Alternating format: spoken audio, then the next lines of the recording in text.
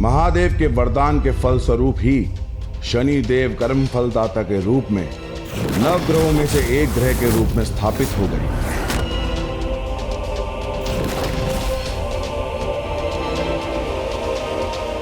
मुझे स्वयं महादेव ने कर्म फल के आधार पर दंडाधिकारी नियुक्त किया है।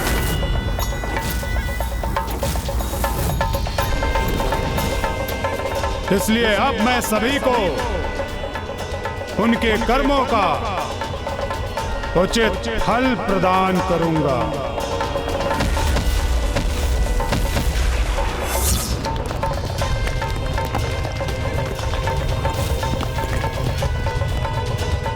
और अब उन्होंने पूर्ण निष्ठा से अपना कार्य आरंभ किया, जिसके लिए समस्त ब्रह्मांड पर उनकी दृष्टि थी। और फिर प्रभु शिव शंकर शंभु से शनि देव को प्राप्त इस उपाधि, इस वरदान ने ही प्रभु पिपलाद के अवतार के लिए अभिशाप का रूप धारण कर लिया। हाँ लंकेश, पूर्व में आपने मुझे बताया था कि कैसे शिशु रूप में प्रभु पिपलाद अपनी माता द्वारा ही त्याग दिए गए। ये कैसा कुप्रभाव हुआ था शनिदेव की दृष्टि का कि एक माता अपने ही नवजात शिशु से दूर होने पर विवश हो गई। और फिर प्रभु पिपलाद के पिता उस समय कहाँ थे? क्या नाम था उनका? उनके पिता ब्रह्मदेव के परपौत्र महिषी दधीची थे, जो प्रभु महादेव शिव शंकर शंभु के महाभक्त भी थे। कर्पूर गौरम करुणावतारम संसार सारम भुजगेंद्रहारम सदा वसंतम हृदयारविंदे भवम भवामी सहितम नमामि। कर्पूर गौरम करुणावतारम संसार सारम भुजगेंद्रहारम सदा वसंतम हृदयारविंदे भवम भवामी सहितम नमामि। वो तो सदियों से संतान प्राप्ति के लिए प्रभु महादेव की तपस्या में लीन थे, और उनकी तपोग्नि दिन प्रतिदिन अधिक प्रभावशाली होती जा रही थी। ओम नमः शिवाय, ओम नमः शिवाय, ओम नमः शिवाय। उनकी तपोग्नि को शीतल करने के लिए वर्षा के नियंत्रक देवता देवराज इंद्र ने उन पर जल की वर्षा कर दी। ओम नमः शिवाय, ओम नमः शिवाय, ओम नमः शिवाय।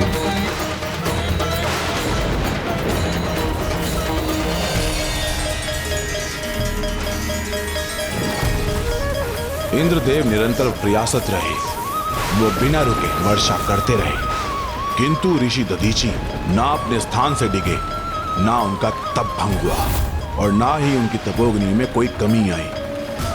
और जब इस प्रकार निरंतर वर्षा होती रही, तो सभी जलाशयों में जल की मात्रा बढ़ने से बाढ़ की स्थिति उत्पन्न हो गई, और शीघ्र ही एक अत्यंत विशाल एवं वेगवान जल प्रवाह ऋषि दधीची की ओर बढ़ने लगा। किंतु प्रभु महादेव का शिवलिंग मध्य में आने के कारण ही उस महाजल वेग का सीधा प्रभाव ऋषि दधीची पर नहीं हुआ, और वे उस महासंकट से सुरक्षित रहे।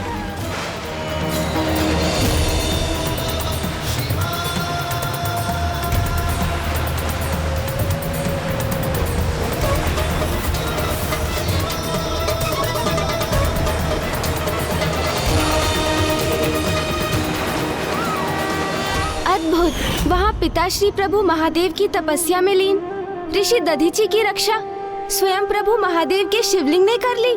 हाँ, किंतु स्वयं शिवलिंग पर जल का प्रभाव हो रहा था, क्योंकि एक ओर जल के प्रभाव के कारण शिवलिंग का आधार भूमि से विलग हो गया था, और उधर से दूसरी ओर ऊपरी दिशा से इस तीव्र जल प्रवाह के साथ विशाल शिला शिवलिंग की ओर बढ़ रही थी।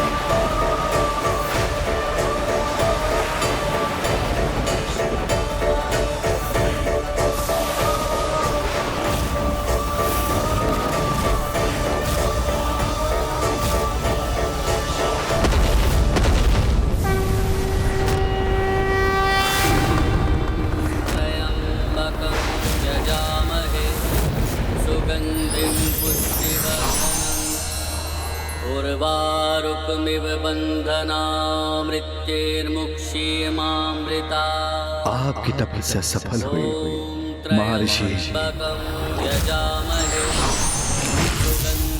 प्रभु प्रणाम प्रभु, प्रणाम। कहिए आपको मुझसे क्या वरदान चाहिए? प्रभु, मैंने तो यह तपस्या संतान प्राप्ति के लिए ही की थी। मुझे वरदान दीजिए कि मुझे एक तेजस्वी पुत्र प्राप्त हो। आपने एक पिता के समान अपने हाथों में भरकर मेरे शिवलिंग का ध्यान रखा, जिससे मैं अत्यंत प्रभावित हुआ। इसलिए मैं आपको वरदान देता हूँ कि मैं स्वयं आपके पुत्र के रूप में प्रकट होऊंगा, कि मैं स्वयं आपके पुत्र के रूप में प्रकट होऊंगा, कि मैं स्वयं आपके पुत्र के रूप में प्रकट होऊंगा। धन्यवाद प्रभु, बहुत बहुत धन्यवाद।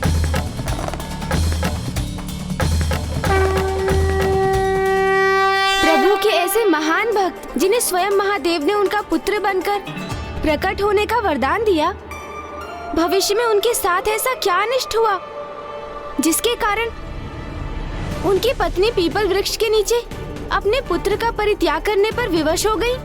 इतने असंख्य प्रश्न करते हैं आप गणेश जी, किंतु चिंता ना कीजिए गौरी पुत्र। मैं दशानन रावण ना ही कोई कार्य अधूरा छोड़ता हूं और ना ही कोई कथा, इसलिए धैर्य रखिए और मुझे एक एक कर कथा का प्रत्येक चरण सुनाने दीजिए।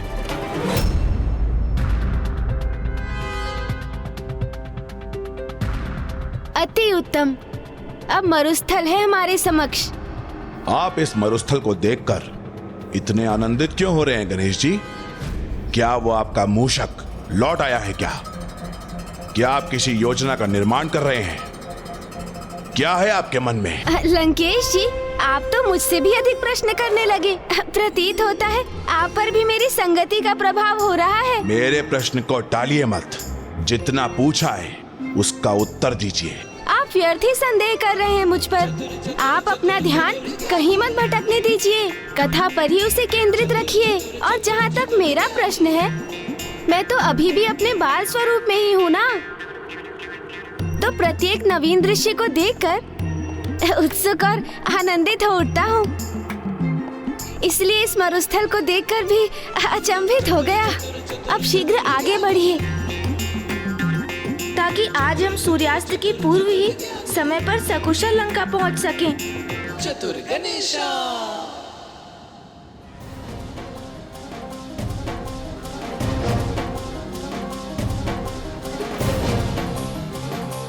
किंतु अब मुझे उचित अवसर प्राप्त होगा मरुस्थल की तपती धूप में, क्योंकि इससे उन्हें अधिक प्यास का आभास होगा। इसलिए वो अधिक जल का पान करेंगे और फिर शीघ्र ही उन्हें लघु शंका करने की आवश्यकता होगी। लंकेश को आत्मलिंग मेरे हाथों में सौंपना ही होगा और फिर मैं इस आत्मलिंग को यही मरुस्थल में स्थापित कर दूंगा। हे सूर्यदेव, आप तो बस आज अपने ताप को अधिक बढ़ा दीजिए। क्या हुआ लंकेश जी? कृपया मुझे आगे की कथा तो सुनाइए।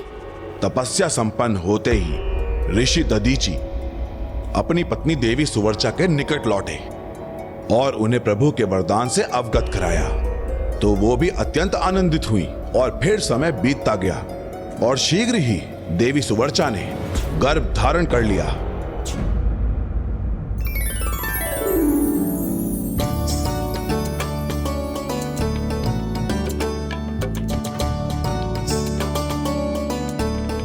आपको इतनी कष्ट करने की क्या आवश्यकता थी स्वामी?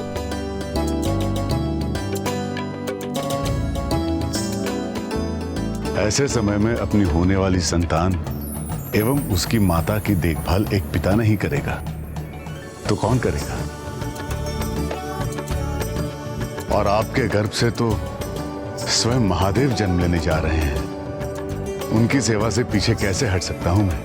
अर्थात आप इतनी सेवा मेरी नहीं, उनकी कर रहे हैं।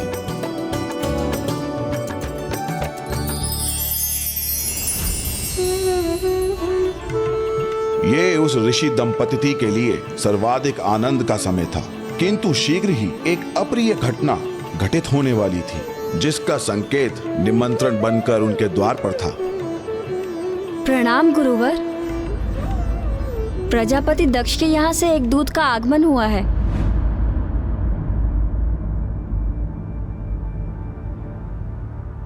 उन्हें यहां बुला लाइए।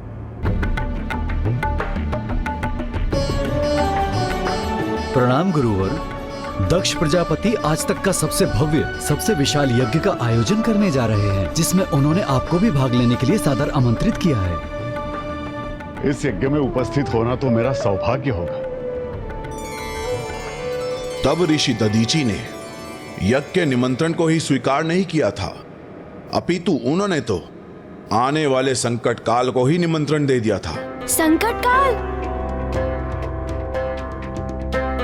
आपको जल चाहिए होगा लंकेश, ये लीजिए।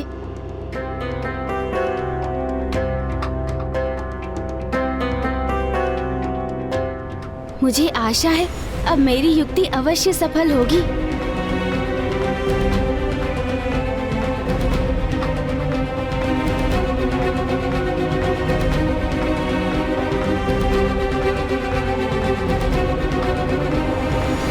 किस विचार में डूब गए हैं आप गणेश जी? यही कि क्या ये वही यज्ञ था जिसमें माता सती? हाँ, ये वही यज्ञ था जिसमें प्रजापति दक्ष ने मेरे प्रभु महादेव शिव शंकर शंभू का अपमान करते हुए इस यज्ञ में भाग लेने का निमंत्रण नहीं भेजा था, और माता सती बिना निमंत्रण प्राप्त किए हटकर अपने पिता के यज्ञ में चली गई। प्रजापति दक्ष स्वयं प्रभु शिव से ईर्ष्या का भाव रखते थे, और जगत के परम पिता के प्रति ईर्ष्या करने के अपराध के परिणाम स्वरूप उन्हें अपने कर्मों के अनुसार उसका दंड तो भोगना ही था। इसलिए शनि देव की दृष्टि उन पर पड़ चुकी थी। उधर प्रजापति दक्ष का यज्ञ आरंभ ही हुआ था कि इधर शनि देव ने अपने आगमन के पूर्व संकेत देने आरंभ कर दिए, और फिर अंततः यज्ञ स्थली पर आगमन हुआ शनि देव का।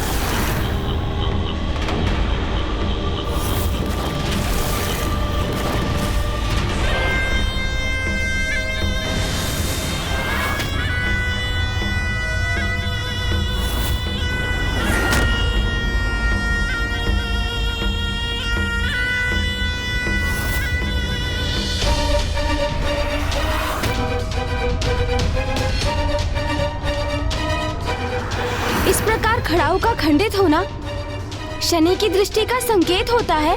हाँ, चरण पादुकाओं का खंडित होना अथवा पृष्ठ एवं शरीर के जोड़ों में अचानक उठने वाले आलस्य और पीड़ा का उत्पन्न होना शनि देव की ही दृष्टि के संकेत होते हैं। ऐसी अवस्था में हमें अपने विचार, व्यवहार और कर्मों के प्रति सजग होकर स्वयं में सुधार लाने की आवश्यकता होती है।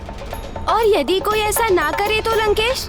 तो उस स्थिति में शनि देव की दृष्टि का प्रकोप अनेकों कष्ट उत्पन्न करता है, जो प्रजापति दक्ष के साथ भी हुआ, क्योंकि वो ना तो प्रभु के प्रति अपने द्वेष के भाव को नियंत्रण पा सके और ना ही अपने खड़ाऊ के खंडित होने पर उसका संकेत समझ सके, और शनि देव की दृष्टि से अनभिज्ञ रहकर यज्ञ स्थल पर पहुंच गए, जहां अन्य अतिथियों के साथ महर्षि दधीचि भी उपस्थित थे।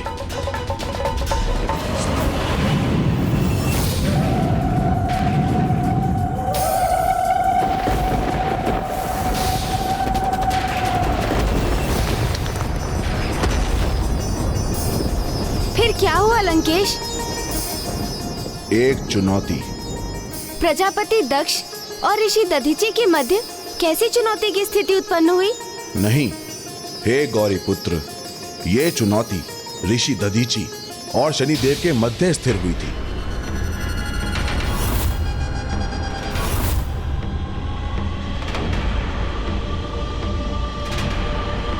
ऋषिवर, ऋषिवर, ऋषिवर, ऋषिवर,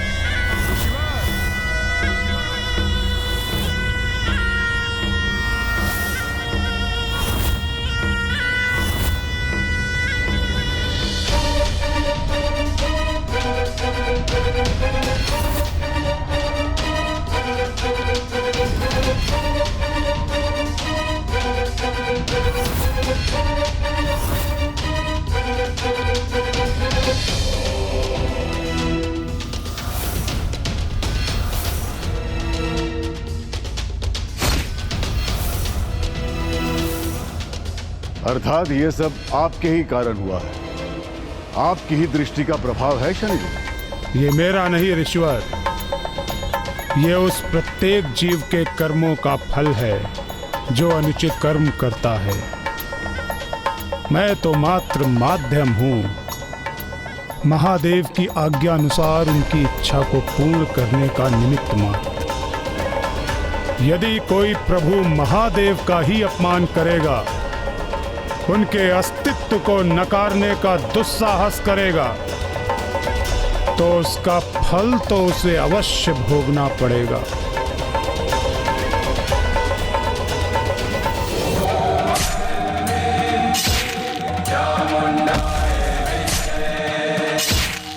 ये तो अभी आरंभ मात्र है। निकट भविष्य में दक्ष प्रजापति और उनके इस यज्ञ की और भी दुर्दशा होने वाली है।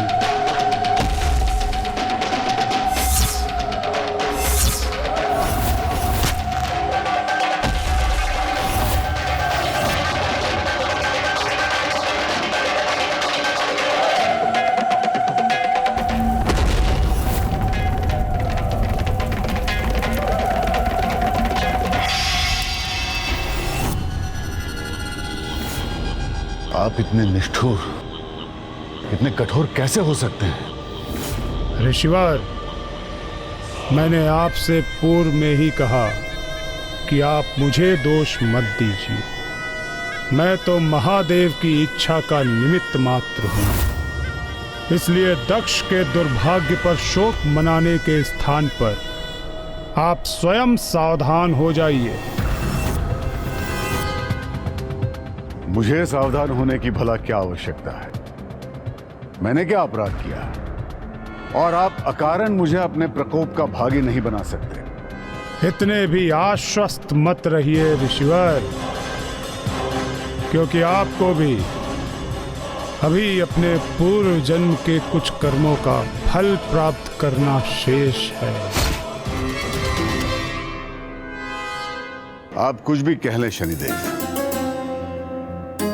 किंतु मुझे अटूट विश्वास है कि आप मुझे प्रभावित कभी नहीं कर सकते। इसका प्रत्यक्ष प्रमाण तो आपके समक्ष है।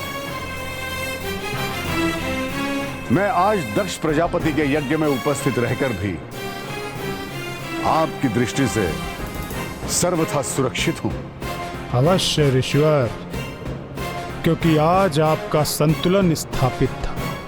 वो संतुलन जो अच्छे समय पर तो स्थिर रहता है, किंतु बुरे समय में अस्थिर होकर अनुचित कार्यों के लिए प्रेरित करता है। मैं किसी भी अवस्था में अपना संतुलन खो बैठूं, यह असंभव है। अपनी कथनी को करनी में बदलना अत्यंत कठिन होता है ऋषिवर। बुरी परिस्थिति का सामना होने पर श्रेष्ठ पुरुष भी विचलित होकर सुपथ से भटक जाते हैं। ऐसे ही विपरीत समय में मनुष्य के वास्तविक चरित्र का परिचय प्राप्त होता है। तभी ज्ञात होता है कि एक सत्पुरुष वास्तविकता में सदैव सत्पुरुष ही रहता है अथवा वो पशुवत व्यवहार कर दुष्कर्म करने लगता है।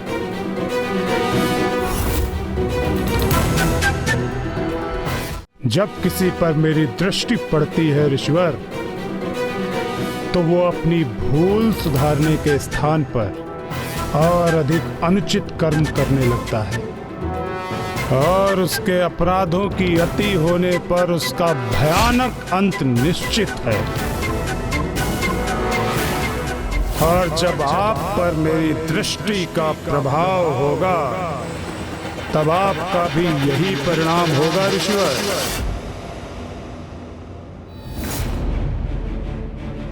मुझे स्वयं पर पूरा विश्वास कि किसी भी स्थिति में मेरा आचरण सदैव शुद्ध ही रहेगा। मैं कभी भी विचलित नहीं हो जाऊंगा। यदि दुर्भाग्य की छाया मुझ पर पड़ भी गई तो भी मैं धर्म पथ से दूर नहीं होऊंगा। इसीलिए आपका मुझे सावधान करना व्यर्थ है। आप मुझे चुनौती दे रहे हैं ऋषिवर। हाँ शनिदेव, इसे आप मेरी चुनौती ही समझ, चुनौती ही समझ।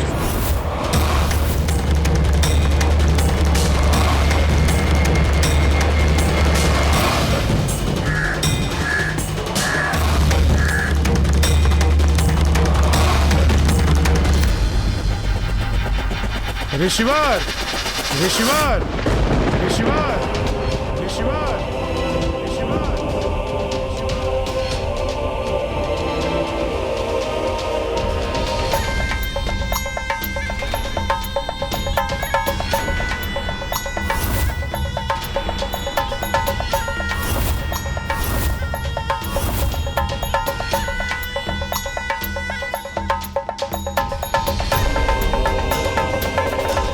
आपने शनिदेव की दृष्टि को चुनौती दी है ऋषिवर। इसका परिणाम तो आपको भोगना ही होगा।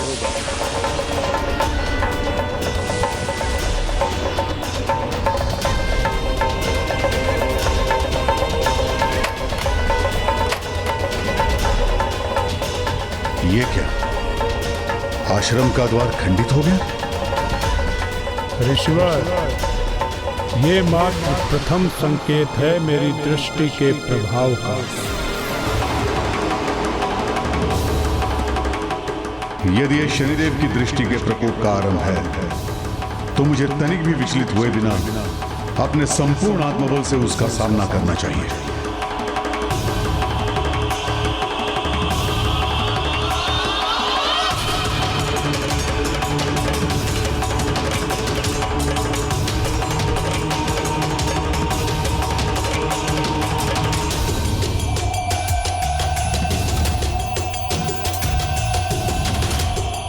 जिस आत्मबल के आधार पर आपने मेरी दृष्टि का सामना करने का संकल्प लिया है ऋषिवर, समय आने पर उसकी भी उचित परीक्षा होगी।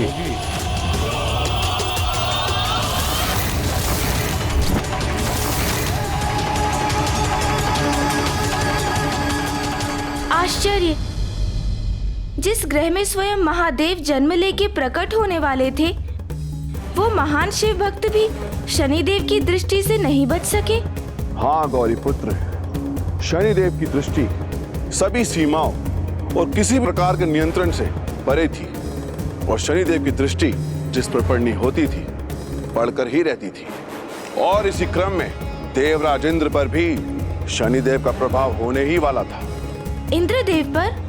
देवराज इंद्र को शक्ति की बड़ी ही लालसा थी और उन्होंने अहंकार में आके दंडनीय अपराध भी किए थे, और शनिदेव की दृष्टि उन पर पड़ने ही वाली थी। और इसी कारण देवराज इंद्र और ऋषि दधीचि एक दूसरे से बंधे हुए थे, और देवराज इंद्र के कर्म उन्हें ऋषि दधीचि के भविष्य से जोड़ने वाले थे।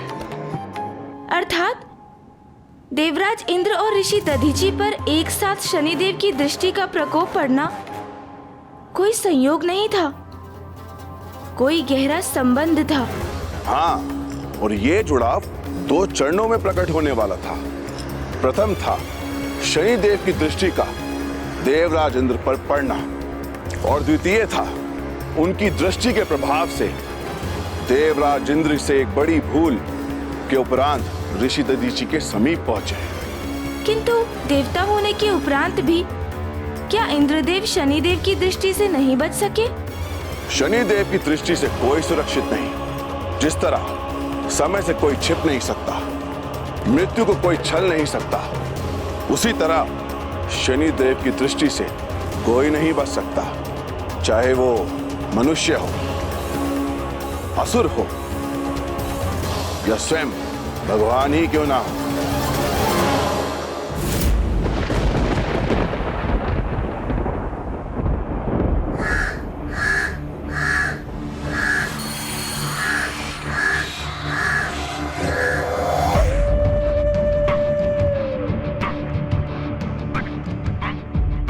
कौन है ये, अथवा क्या है जिसके अशुभ आगमन का आभास मुझे इतना विचलित कर रहा है?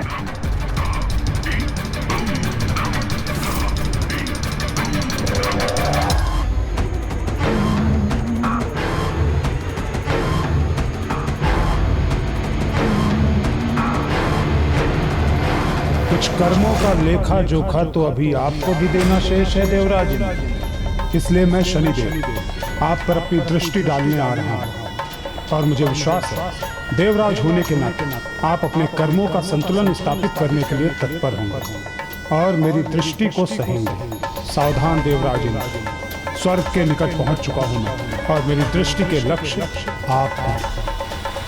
नहीं शनिदेव नहीं, मैं देवराज इंद्र आपको ऐसा करने की अनुमति कदापि नहीं दूंगा, कदापि नहीं।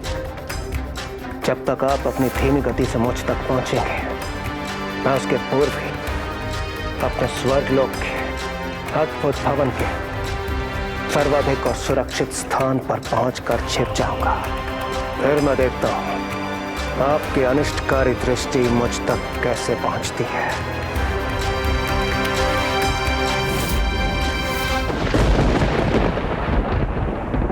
शनिदेव हर किसी को उसके कर्मों का फल देते हैं, किंतु उनकी यही कर्तव्य परायणता एक पिता बनने को तरस रहे एक ऋषि एवं एक अजन्मे शिशु के लिए दंड बनने वाली थी।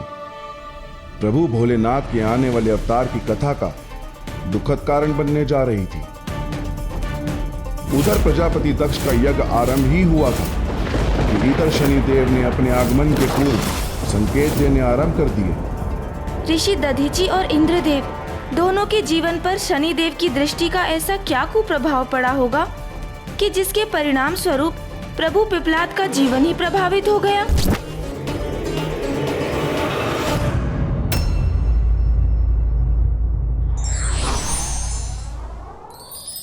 विपरीत परिस्थिति में भूल होने की संभावना अधिक हो जाती है, इसलिए इससे बचाव हेतु व्यक्ति को सदैव धैर्य और संयम बनाए रखना चाहिए।